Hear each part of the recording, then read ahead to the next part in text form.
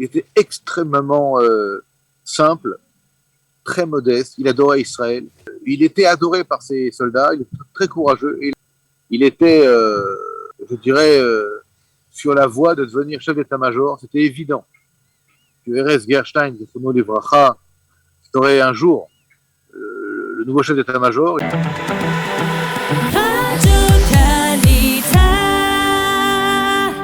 Eh bien, nous sommes aujourd'hui mercredi, Yom HaZikaron, la journée du souvenir à la mémoire des soldats tombés au combat durant les guerres d'Israël et à la mémoire des victimes du terrorisme. Et pour parler ce matin d'un officier supérieur de l'armée israélienne, eh bien, nous voulions être en ligne avec le colonel de réserve Olivier Rafovitz. Olivier, bonjour, Boker Tov. Boker Or, Daniel. Alors, je crois qu'aujourd'hui, vous vouliez évoquer le souvenir de celui qui a été votre ami et qui est tombé, on va dire, au combat en 1999 dans une embuscade tendue par le Hezbollah. Parlez-nous d'Erez Gerstein, Zichrono Livracha.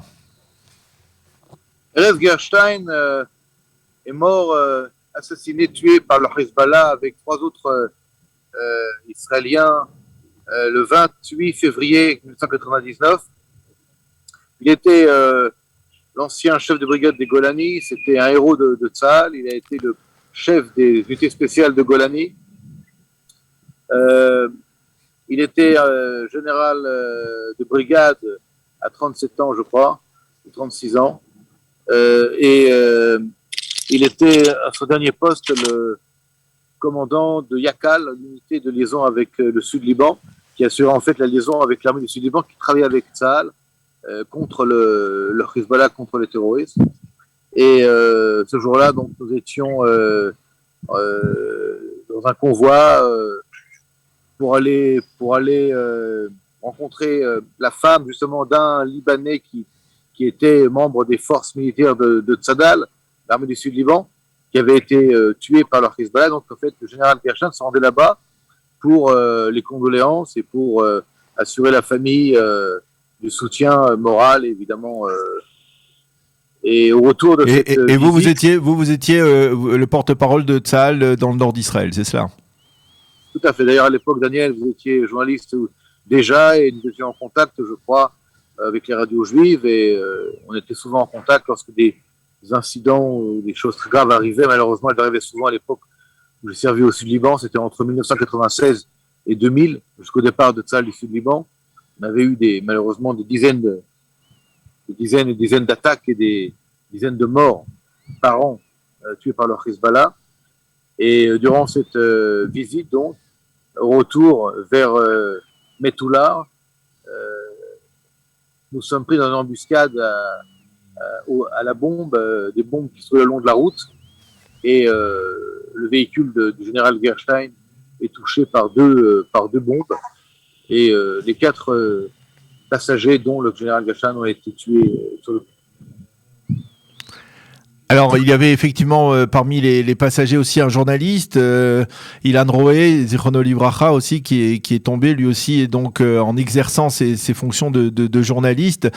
Je voudrais que vous reveniez sur cette personnalité de Erez Gerstein que vous aviez bien connue, donc à l'époque où vous étiez porte-parole de Tzahal dans le nord du pays. C'était véritablement quelqu'un d'exceptionnel. Vous mentionnez qu'il était effectivement déjà général à l'âge de 37 ans, ce qui est rarissime, ce qui montre, on va dire, une carrière militaire fulgurante. Qu'est-ce qui faisait sa personnalité, la richesse de sa personnalité exceptionnelle? Oui, je vous en parle maintenant, et pourtant j'en ai parlé souvent, mais à chaque fois, me revient, d'abord il était très grand de taille, très fort, il avait des yeux vert-gris, il était extrêmement simple, très modeste, il adorait Israël, vraiment c'était un amoureux d'Israël, un amoureux des paysages israéliens, il était marié, il avait vu, à l'époque il avait un bébé, qui est maintenant devenu un officier, je crois, dans les Golani, il suit la trace de son père, et il était adoré par ses soldats, il était très courageux, et il avait une manière très particulière, Daniel, de porter son arme. En fait, si vous voulez, c'est la seule personne que j'ai connue dans l'armée, enfin, pas que moi, il tenait son arme à 2 mains. C'est comme si on tenait comme ça. Et il allait comme ça. Il n'avait pas de ceinture. Il n'avait pas de ceinture. Il avait peut-être une ceinture, en tout cas, il tenait son arme à deux mains. Et il était d'un côté un combattant exceptionnel, des dizaines, des centaines d'embuscades, de ce qu'on appelle de hitakfuyot, de contact direct avec l'ennemi. Et puis en même temps, il avait aussi ce qu'on appelait à l'époque Pégadol. Il n'hésitait pas à mâcher ses mots. Et il avait besoin, il disait qu'il fallait que la société israélienne soutienne, quoi qu'il arrive, quoi qu'il se passe, l'armée dans ces situations, pour ne pas créer un fossé entre la société israélienne et l'armée israélienne, surtout face à des ennemis comme le Hezbollah. Il était, je dirais, sur la voie de devenir chef d'état-major. C'était évident que Erez Gerstein, Zichrono Livracha, serait un jour le nouveau chef d'état-major. Il était adoré également par le général Gabi Ashkenazi, qui était son commandant, qui était mon commandant moi direct à l'époque, mais qui a été aussi de Golani. Donc tout ça réuni, si vous voulez, fait que c'est une sorte de légende, si vous voulez, à la fois, et une vérité aussi de Tzahal, comme on peut les voir et comme on peut les connaître. Et j'ai eu vraiment l'honneur, à chaque fois j'en parle, mais de connaître cet homme, moi qui arrivais de France 20 ans auparavant, et d'avoir le plaisir, l'honneur de voir cet homme, de m'entretenir avec lui. Alors, il m'appelait Olivia, il avait du mal à dire Olivier, à cause de l'accent. Alors, il m'appelait Olivia, et j'ai encore sa voix dans les oreilles. Un homme exceptionnel. Vraiment, je suis très heureux d'en parler et très fier. On raconte que cet amour d'Israël qui était très caractéristique de sa personnalité, il l'avait même traduit dans le cadre de ses fonctions. On raconte, je lisais que une fois qu'il était, son unité, son bataillon était déployé sur le plateau du Golan, il avait promis à ceux de ses soldats qui se rappelleraient par cœur du nom de tous les villages du plateau du Golan une semaine de vacances. Et il a tenu sa promesse. Il y a 2 soldats de son bataillon qui ont appris les noms des villages et qui ont eu une semaine de vacances. Écoutez, ce que je peux vous dire, c'est que moi, personnellement, j'ai aussi une toute petite part dans cette histoire. C'est que j'ai appelé, même moi, on a appelé à l'époque, un de mes fils, Nov. Et Nov, j'ai appelé Nov parce que c'était aussi un des petits villages qui est toujours sur le plateau du Golan. Et il y avait cette réunion entre effectivement le Golan, Golani pour lui, les noms des villages juifs qui ont comment dire, avec cette renaissance de présence juif sur le plateau du Golan, qui est magnifique d'ailleurs. Et c'était quelqu'un, je vous dis franchement, qui était très sportif aussi. Si je veux être un peu lyrique, je vous dirais que c'était un peu un prince d'Israël, parce qu'il avait une espèce de aura comme ça, incroyable. Et j'ai appris plus tard, lorsque malheureusement il est décédé, et lorsque j'ai rencontré sa famille, ses parents, qui était lui-même d'origine argentine. Enfin, lui était né en Israël, mais son père ou sa mère, je ne me souviens plus, avait été argentin. Là où je veux en venir, c'est qu'en fait, voilà, chacun a une histoire après qui se perd dans les racines de différents pays avant de revenir en Israël. Mais lorsqu'on est là et qu'on porte l'uniforme de Tzahal, que malheureusement on tombe au combat, on fait partie de l'histoire d'Israël moderne, avec le ralliement avec le passé. Mais je voudrais aussi vous dire une petite chose, Daniel. Le commandant du renseignement de l'unité dans laquelle Erez était le commandant, donc Yakal, s'appelait Avi. Et Avi a eu un enfant après le décès de Erez. Il a appelé son fils Erez. Il habite, lui, aujourd'hui, vers de Galil, dans le nord. Et je pense que beaucoup de soldats, d'officiers, beaucoup de soldats, excusez-moi, beaucoup d'officiers de manière anonyme, ont nommé leur fils Erez, en l'honneur d'Erez Gerstein. Il faut souligner, Olivier, que celui qui a remplacé le général Erez Gerstein à ce poste de chef de Yakal, de cette unité de liaison avec le Sud-Liban, n'était autre que Benny Gantz, qui est ensuite effectivement devenu chef d'état-major et aujourd'hui ministre de la Défense. Tout à fait. Alors Benny Gantz n'est pas arrivé tout de suite après. Il y a eu une petite période avec Eli Amitai qui a remplacé Erez. Eli avait déjà quitté l'armée. Il est venu comme ça pour d'urgence. Il était ancien commandant de Yakal, pardon. Et le général de brigade Benny Gantz, lui, arrive, nommé par Mofaz à l'époque ministre de la Défense, avec bien sûr le hockey du général du Nord, Gabi Ashkenazi. Et j'ai aussi connu à l'époque Benny, qu'on appelait Benny, comme général de la région Nord, qui était aussi un homme, à l'époque, un homme qui est toujours, mais qui était à une époque un général jeune, relativement aussi, et qui était plus ou moins dans la même lignée, avec une différence. L'un avait une Kumta Khouma, un béret marron, c'était les Golani, et Benny avait un béret rouge, c'était un para.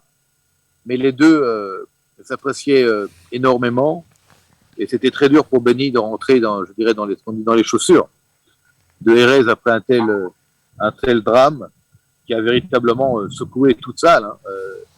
Savoir que Erez, en tant que général de brigade, a été l'homme le plus gradé qui est tombé contre le terrorisme depuis la mort du général Yekouti El-Adam à Beyrouth dans la première guerre du Liban. Est-ce que l'on peut dire que cette embuscade qui est mortelle pour Erez Gerstein a précipité, on peut dire, la sortie de Tsahal du Sud-Liban un an plus tard? Non, pas du tout. La décision avait été prise par Ehud Barak et elle était en train de se préparer. C'était une très très longue opération de départ.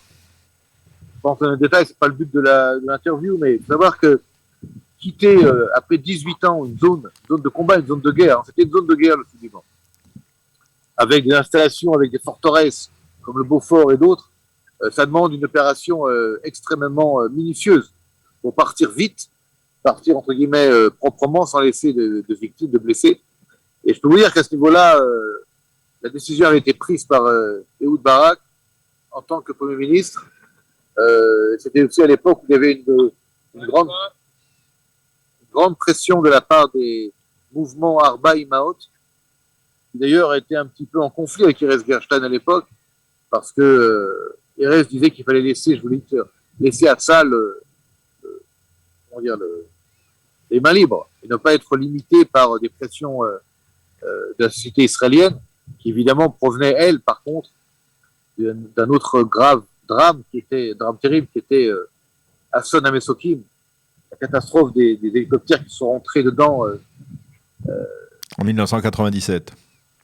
En route vers deux positions, Aïché et Dlat, deux positions à l'intérieur du Sud-Liban. Et ça a été, si vous voulez, la raison principale qui a fait que le gouvernement israélien a voulu partir du Sud-Liban. Je voudrais une dernière question. Olivier, vous avez été pendant plus de 25 ans dans l'armée israélienne. Vous êtes colonel de réserve. Vous avez donc été confronté à la perte de soldats, la perte d'officiers, d'amis peut-être qui étaient avec vous, qui ont combattu avec vous, qui étaient avec vous dans différentes opérations. Qu'est-ce que l'on ressent envers des gens comme Erez Gerstein, envers d'autres soldats qui ont disparu, qui sont tombés pour la défense de l'État d'Israël? Écoutez, c'est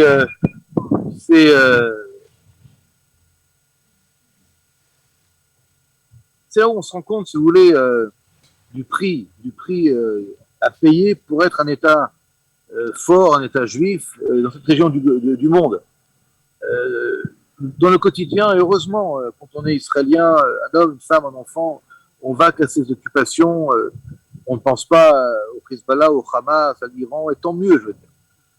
Mais on n'y pense pas parce qu'il y a des hommes et des femmes, beaucoup de femmes aussi, hein, dans les services de renseignement, dans le Mossad, dans le Shabak, dans le Tzal, dans la police, qui font un travail jour et nuit quotidien de sauvegarde, de défendre le pays. Et quand le prix ultime est à payer, la société israélienne comprend et je dirais salue. Mais quand on est au sein de l'armée, on est comment on veut dire, on est bousculé parce que d'un côté on sait que ça peut arriver. Vous savez, j'étais 4 ans au sud du Liban. J'étais en tant que porte-parole de l'armée israélienne, mais je devais être un porte-parole opérationnel puisque je devais faire partie des convois, des visites. Et vous le savez, vous étiez avec moi parfois, souvent là-bas. Et pour informer la population, pour informer ce qui se passe, pour parler des soldats qui sont envoyés par leur famille, qu'ils ont éduqués à partir, à être des combattants, il faut être sur le terrain. Et on voit tout d'un coup une bombe, un obus, et puis des gens qui sont blessés, des gens qui sont morts. C'est horrible, c'est terrible. C'est terrible parce que d'un côté, ces jeunes, ils sont pleins de motivation, pleins d'amour pour Israël, mais c'est des jeunes. Les jeunes, ils ont toute la vie devant eux, et on a envie de dire Chaval, c'est dommage, toutes ces vies qui partent comme ça, parce qu'elles défendent Israël, parce qu'elles aiment Israël. Et c'est un sentiment de frustration et de gâchis. Et on ne peut que rester comment dire, dans le respect, dans l'honneur, et admiratif évidemment. C'est terrible de ces jeunes qui partent. J'ai connu personnellement Nadav Milo, qui vient d'une famille française, qui était un capitaine de parachutistes, un gars exceptionnel, une beauté intérieure, une beauté physique, on aurait dit, je sais pas, on aurait dit un héros de cinéma. Il est tombé face au Hezbollah à Soujoud, à la tête de ses soldats. Et tout à l'heure vous parliez d'Ilan Rouet, journaliste de guerre, qui part pour couvrir le sud Liban, pour informer la population, et qui meurt. Il était marié, pas d'enfant encore. Il avait 30 ans, 31 ans. C'était un soldat d'information, si vous voulez. Il était là aussi pour, vous savez, d'ailleurs il a été enrôlé après sa mort par Tzal, parce qu'il faisait un travail important pour nous, et pour Israël. Je rappellerai aussi à Bourish, Zichrono Livracha, qui est mort, un druze, qui était très proche de Erez Gerstein, du Kfar, du village de Yarka, et puis avec lui il y avait aussi Omer El Kavet, Zichrono Livracha, lui aussi qui était un jeune soldat, 20 ans je crois, qui est également mort dans ce convoi. Omer El Kabetz, qui a fait hier la une du Yediot Aharonot avec sa maman, dans une photo particulièrement émouvante, et dans laquelle elle-même refait l'oraison funèbre qu'elle avait livrée 10 ans après sa mort, donc en 2009. Merci beaucoup, colonel de réserve Olivier Rafovitz, d'avoir été avec nous, d'avoir évoqué le souvenir en particulier du général Erez Gerstein, votre ami, tombé au combat.